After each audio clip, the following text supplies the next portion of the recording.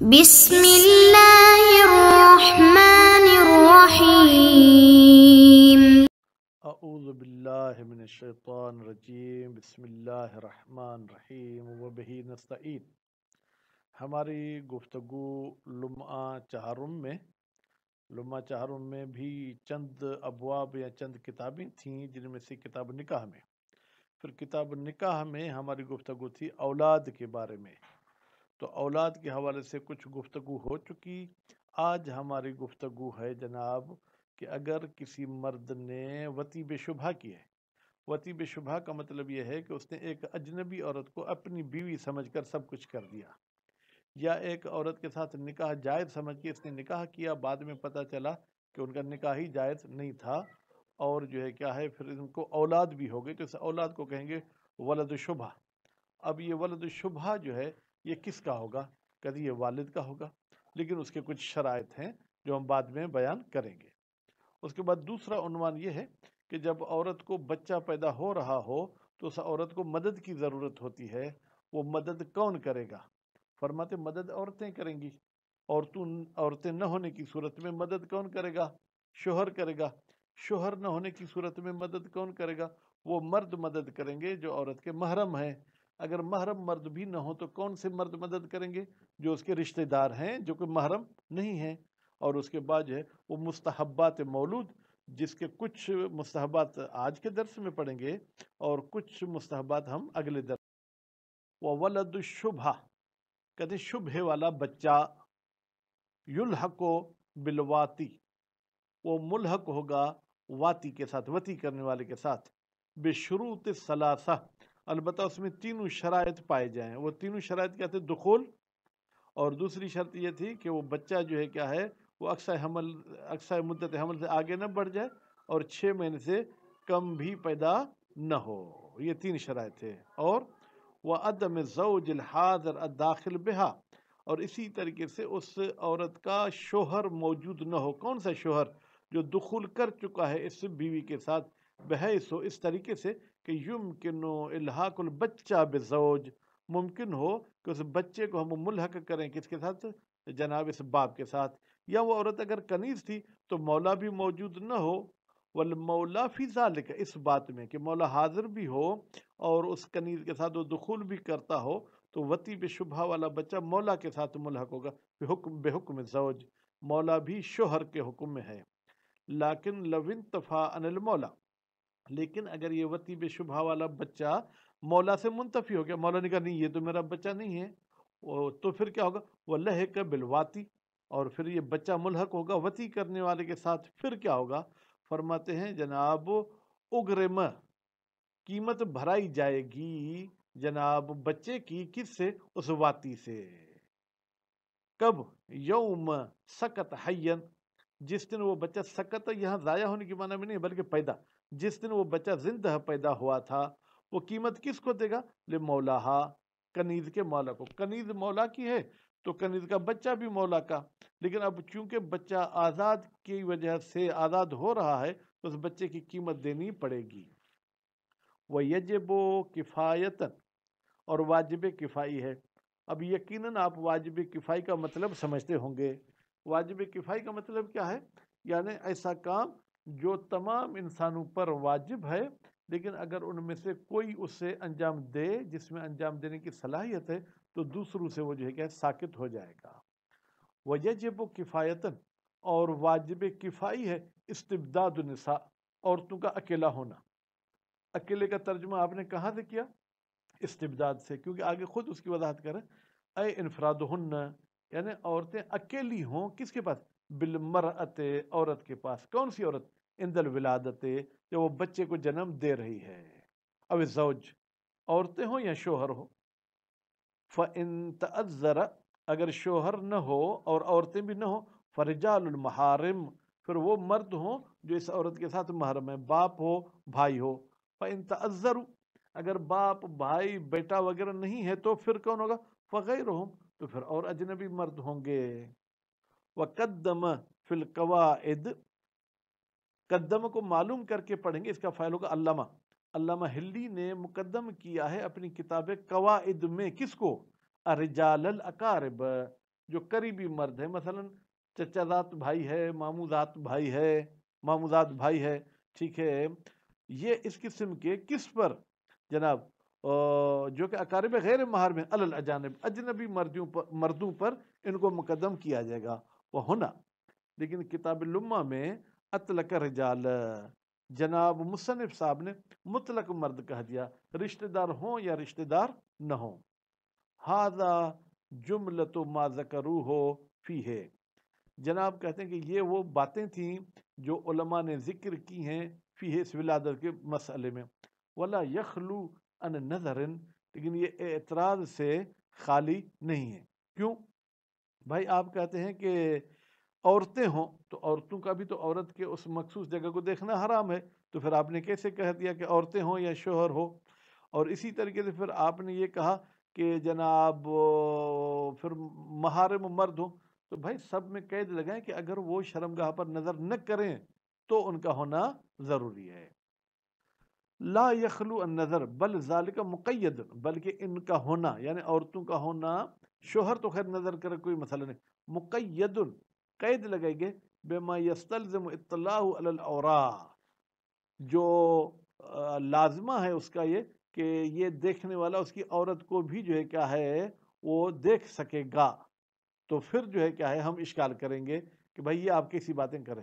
اما ما لا یستلزمہ، لیکن وہ ایسی مددیں جو عورت پر نظر کرنے کا سبب نہیں بنتی ہے، من مساعدتها، مثلا اس کو جو ہے کیا ویل چیئر پہ اٹھانا، اس کو جو ہے کیا ہے جناب بیڈ مہیا کرنا، وتحریم الرجال غیر واضح، پھر ان کاموں کا مردوں پر حرام ہونا ہمارے لیے واضح نہیں ہے. ویم بہتر ہے ہم کیا کریں، فیما ان کاموں میں یستلزم الاطلاع علی العورت، جن کا لازمہ یہ ہے کہ یہ کام کرنے والے عورت کے شرمگاہ کو دیکھ سکیں گے. پھر اس میں کیا کریں، تقدیم الزوج، بھائی ہم کہیں گے شوہر دوسری عورتوں پر، دوسرے مردوں پر جو کیا مقدم ہے، ما امکان زوج، اگر زوج ممکن ہے. کیا مطلب؟ شوہر بیوی کے پاس موجود بھی ہے اور وہ تھوڑا بہت بچے کا پیدا کرانا جانتا بھی ہے، ایسا نہ ہو کہ بچے کو پیدا کرانے کے لیے بچے کو ہی مار دے. وما عدم ہی، لیکن جب شوہر موجود نہیں ہے تو یجوز غیر شوہر، پھر غیر شوہر بھی جائز ہے. کیوں؟ لضرورت، اس لیے کہ ضرورت اور مجبوری تقاضا کرتی ہے کہ نظر طبیب، جیسے ڈاکٹر بچہ پیدا کراتا ہے مرد ہو تو بھی وہ جو ہے کیا ہے عورت کے مجبوری کی صورت میں اگر بغیر نظر کرنے کے بچہ پیدا نہیں ہوگا وہ عورت کی شرمگاہ کو بھی دیکھ سکتا ہے. وَأَمَّا الْفَرْقُ بَيْنَ أَقَارِبِ الرِّجَالِ، باقی یہ جو فرق پیدا کیا گیا کہ قریبی مرد من غیر المحارم، جو کہ غیر محارم ہے، والاجانب، اور اجنبی مرد میں جو آپ نے فرق کیا، فلا اصل لہو، کوئی دلیل نہیں ہے اس فرق کے لیے پہ قواعد شرع، شریعت کے قاعدے میں. بھائی جیسے میرا بھائی میرے بیوی کے لیے نامحرم ہے، ایسے میرا پڑوسی بھی نامحرم ہے، میرے قبیلے والا اور غیر قبیلہ والا بھی نامحرم ہے. تو جناب یہ تو احکام ہو گئے وطیب شبہ والے بچے کے حوالے سے. اب مستحبات شروع ہو گئے کہ کون کون سی چیزیں جو ہے کیا ہے وہ مستحبات میں آتی ہیں. وَيُسْتَحَبُّ غسل المولود، مستحب ہے بچے کو غسل دینا. اب ہم غسل صرف میت والا کہتے ہیں، ٹھیک ہے، غسل کہیں گے تو دھونے کی معنی میں، لیکن دھونا نہیں، یا غسل دینا، نہلانا. کب؟ حین یولد، جب وہ پیدا ہوتا ہے. لیکن آج کل کے لحاظ سے اس کی ناف کو اس طریقے سے کاٹا جاتا ہے یا اس کو پیدائشی طور پر کوئی بیماری ہوتی ہے، ڈاکٹر کہتا ہے کہ اس کو 2 دن تک نہیں نہلانا، تو پھر کوئی مسئلہ نہیں ہے. لیکن مجبوری نہیں ہے تو جیسے ہی پیدا ہو اسے نہلانا مستحب ہے. والاذان، اور مستحب ہے اذان دینا، پھر اذن ہی، اس کے کان میں. کون سی کان میں؟ الیمنا، جو سیدھی طرف والا ہے، رائٹ کان، اس کو جو ہے کیا ہے اذان کہنی ہے. والاقامہ فی الیسرا، اور الٹے کان میں جو ہے کیا وہ اقامت کہنی ہے. ولیکن ذالک، اچھا یہ اذان اور اقامت کب کہیں؟ ہمارے ہاں تو اس قسم کے مسئلے بہت کم لوگ پوچھتے ہیں. فرماتے قبل قطع سرت ہی، اس کے ناف کاٹنے سے پہلے، یعنی ابھی وہ ناف چپکا ہوا ہو، وہ کاٹا نہ، اسے پہلے اذان اقامت کہہ دیں. فلا یصیبہ لمم ولا تابعۃ، اگر ایسے آپ کریں گے تو اس بچے کو لمم بھی نہیں ہوگا. میں تو لمم پڑھ رہا ہوں لیکن اس کو لمم بھی پڑھا جا سکتا ہے. متحرک ہیں تمام حروف. وہ کیا ہے لمم یا لمم؟ کہتے ہیں کہ ہلکا سا پاگل پن. یہ جو آج کل بچوں میں ہم دیکھتے ہیں کہ کچھ کند ذہن ہوتے ہیں، کچھ پاگلوں کی طرح ہوتے ہیں، تو اس کا ایک سبب یہ بھی ہو سکتا ہے کہ ناف کاٹنے کے بعد ان کے کان میں آذان اقامت کہی گئی ہو. ولا تابعہ، اور اس پر جو کیا ہے تابعہ کا بھی اثر نہیں ہوگا. تابعہ یعنی پھر اس پر جنات کا بھی اثر نہیں ہوگا. ولا یفزع، اور پھر وہ بچہ جو ہے کیا ہے وہ ڈرے گا بھی نہیں جس کے کانوں میں اس طریقے سے آذان اقامت دی گئی ہو. ولا تصیبہ ام صبیان، اور اس بچے کو جو ہے کیا ہے وہ ام صبیان بھی نہیں ہوگی. وہ ام صبیان کیا؟ شیطان کی اولاد میں سے کوئی وہ اولاد ہے جو اس بچے کا پھر پیچھا کرتی رہتی ہے. لیکن اگر ناف کاٹنے سے پہلے اذان اقامت دی جائے تو وہ بھی پیچھا نہیں کرے گی. روی ذالک عن ابی عبداللہ علیہ السلام، ان باتوں کی روایت نقل کی گئی ہے امام جعفر صادق علیہ السلام سے.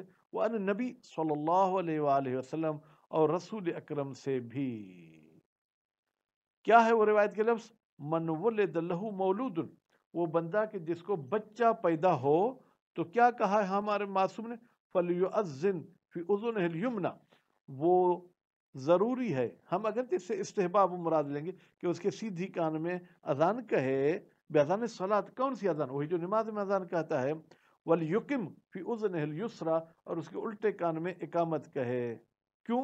فانہما، بتحقیق یہ آذان اور اقامت جو ہے یہ کیا کرتے ہیں؟ اسمۃ من شیطان رجیم، یہ خبیث شیطان سے بچے کو محفوظ رکھتے ہیں.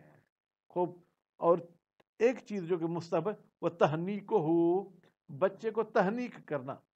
تہنیک کا ویسے ترجمہ تو ہے یعنی اس کے تالو میں کوئی چیز دینا، کوئی چیز کھلانا، باہر کی کوئی چیز اس کے منہ میں رکھنا.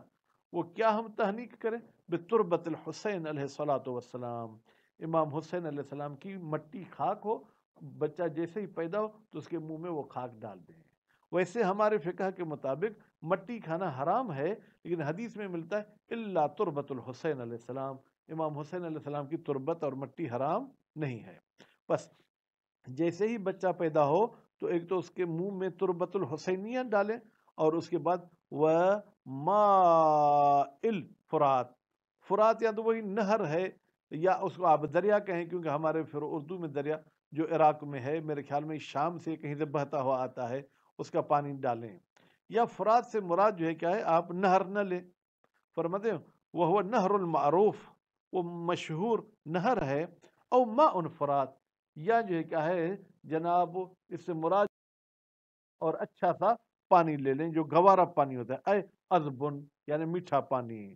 ولو بخلطہ بالتمر، اگر پانی میٹھا نہیں ہے تو اس میں ہلکی سی کھجور آپ جو ہے کہ رگڑ لیں تاکہ کھجور کی وجہ سے پانی میٹھا ہو. اور بالعسل، یا شہد کے ذریعے پانی میٹھا ہو. کیوں؟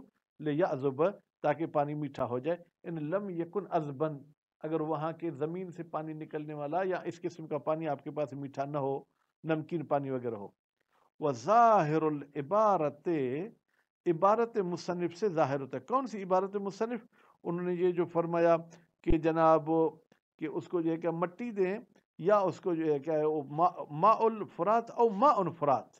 ٹھیک ہے، یہ جو کہا ہے التخیر بین ثلاثت، کہ تربت کے ساتھ تہنیک کریں، یا نہر فرات کے پانی کے ساتھ تہنیک کریں، یا میٹھے پانی کے ساتھ تہنیک کریں. والاجود الترتیب بینہا، جبکہ بہتر ہے کہ ان تینوں چیزوں میں ہم ترتیب کے قائل ہو جائیں.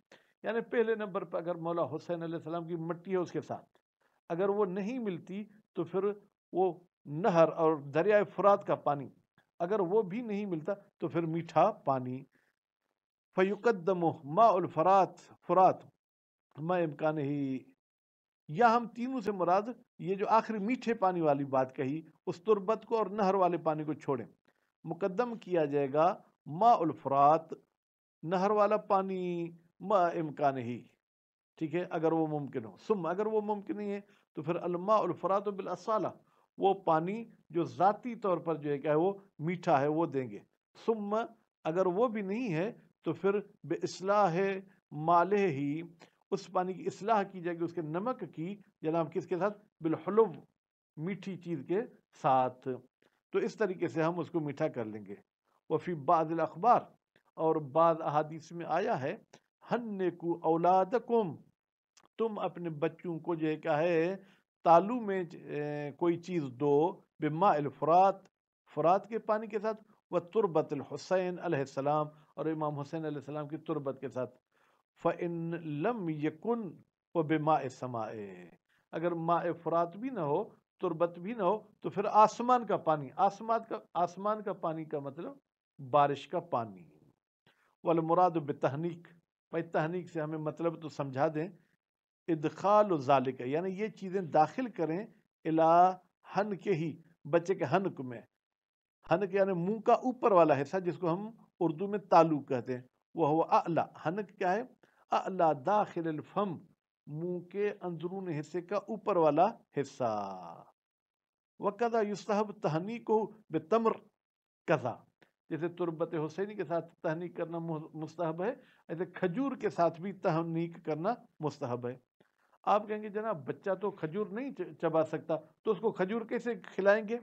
اب پھر یہاں میڈیکل بھی میرے خیال میں فیل ہو جاتی ہے، کہتے ہیں بِأَن يُمْزَغَ التَّمْرَةُ، اس کھجور کو چبایا جائے گا، یعنی کوئی بندہ، اس بچے کی ماں، اس کا باپ اس کو چبائے گا اپنے منہ کے ساتھ، وَيَجْعَلُهَا، پھر اس چبی ہوئی کھجور کو ڈال دے گا فی فی ہے، یہاں پر فی ہے میں فی منہ کی معنی میں، اس بچے کے منہ میں، وَيُوصِلُهَا، اور اس کھجور کو پہنچائے گا الہن کے ہی، اس کے تالو کی طرف، بسبابت ہی، جناب اپنے انگوٹھے کے ساتھ، حتیٰ یتحلل فی حلقہ ہی، تاکہ یہ کھجور جو محلول ہو جائے، مل جل جائے اس کے گلے میں۔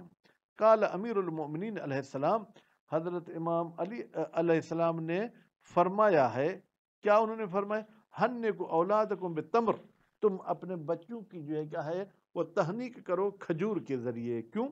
فَقَذَا فَعْلَ رسول اللہ صلی اللہ علیہ وآلہ وسلم بالحسن والحسین، امام حسن علیہ السلام کو بھی رسول اکرم نے پیدا ہونے کے بعد کھجور دی، اور مولا حسین علیہ السلام کو بھی کھجور دی۔ وقال الحروی، حروی کوئی لغوی ہے، اس نے کہا یقال حنکہ وحنکہ، یہ پھر صرفی بحث بتاتا ہے، کہتے ہیں کہ حنک بغیر شد کے پڑھیں تو ثلاثی مجرد ہو جائے گا، حنک کر کے پڑھیں گے تو یہ پھر باب تفعیل سے ہو جائے گا۔ اس نے کہا ہے کہ جناب بتخفیف نون و تشدیدہا، آپ نون کو جو ہے کیا ہے تخفیف یعنی بغیر شد کے بھی پڑھ سکتے ہیں حنک والی نون کو، اور تشدید کے ساتھ بھی پڑھ سکتے ہیں۔ تو امید ہے کہ اللہ تعالی ہمیں دین کے احکام پہ عمل کرنے کی توفیق عنایت فرمائے۔ وصلی اللہ علی محمد و آل محمد۔